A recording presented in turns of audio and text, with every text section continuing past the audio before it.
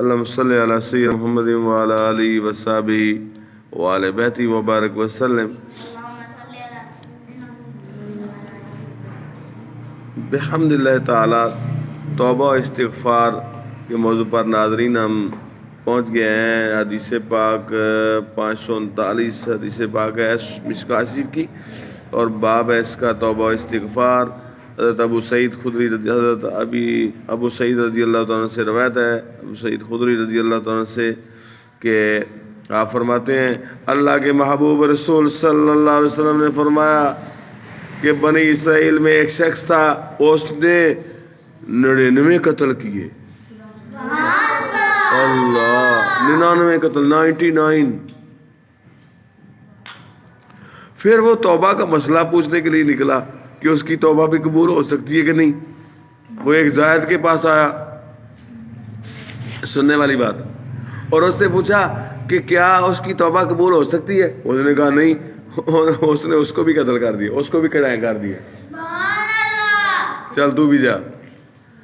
پھر لوگوں سے پوچھنا، وقت گزرا ہوگا اسی طرح، پھر لوگوں سے پوچھنا شروع کیا. ایک شخص نے اس سے کہا کہ فلاں فلاں بستی میں جا، وہاں ایک عالم اور بزرگ ہے جو اس کا صحیح جواب دے گا. مگر اس کو موت نے آ پکڑا. اس نے مرتے وقت اپنے سینے کو اس بستی کی طرف جھکا لیا.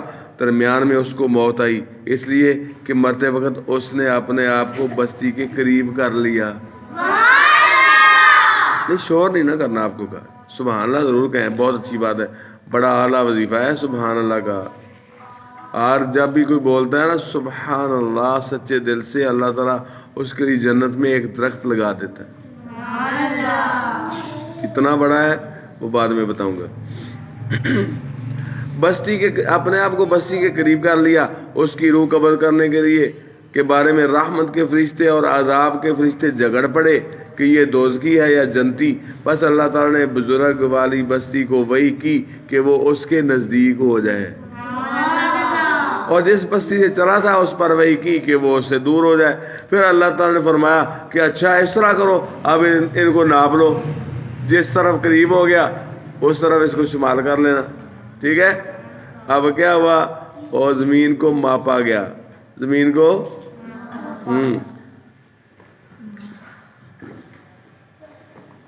پھر اللہ تعالیٰ نے فرمایا کہ اچھا آپ زمین ناپو دونوں بستیوں کے درمیان کی. سو وہ بزرگ والی بستی کے قریب پایا گیا، صرف ایک بلشت. کتنے؟ ایک اٹھ، ایک بلشت اتنا نیڑے پایا گیا. اس کو مقابلے میں جیت گیا. اس کو اس بنا پر بخش دیا گیا. متفق علیہ، بخاری اور مسلم کی متفق علیہ حدیث پاک. حضرت ابو ہریرہ رضی اللہ تعالیٰ عنہ کہاں پیچھے رہنے والے ہیں، 540 حدیث پاک کا نمبر ہے مشکوٰۃ شریف میں. تو آپ فرماتے ہیں اللہ کے محبوب رسول صلی اللہ علیہ وسلم نے فرمایا قسم ہے والذی نفسی بیدی لو لم تذنبوا لذهب اللہ بکم ولجاء بقوم یذنبون فیستغفرون اللہ فیغفر لهم. رواہ مسلم. مسلم شریف کی حدیث پاک ہے. حضرت ابو ہریرہ راوی ہیں رضی اللہ تعالیٰ عنہ.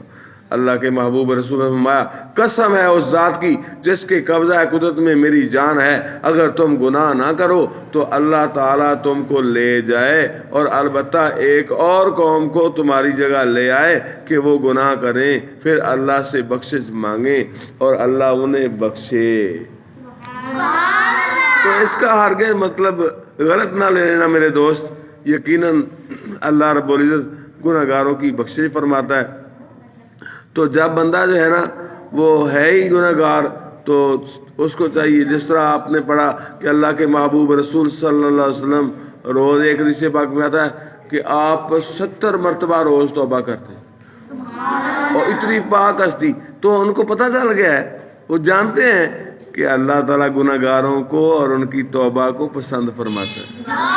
تو ہم تو ہیں سراپا خطا، پاؤں سے لے کر سر تک گناہوں میں ڈوبے ہوئے، اور ہمیں ہمیشہ اللہ تعالیٰ سے اپنے گناہوں کی بخشش مانگتے رہنا چاہیے.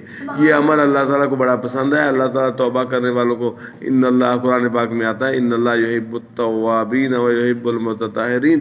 اللہ تعالیٰ جو ہے وہ توبہ کرنے والوں کو پسند فرماتا ہے کثرت سے توبہ کرنے والوں کو، اور پاک و صاف ستھرے لوگوں کو پسند فرماتا ہے۔ السلام علیکم ورحمۃ اللہ وبرکاتہ۔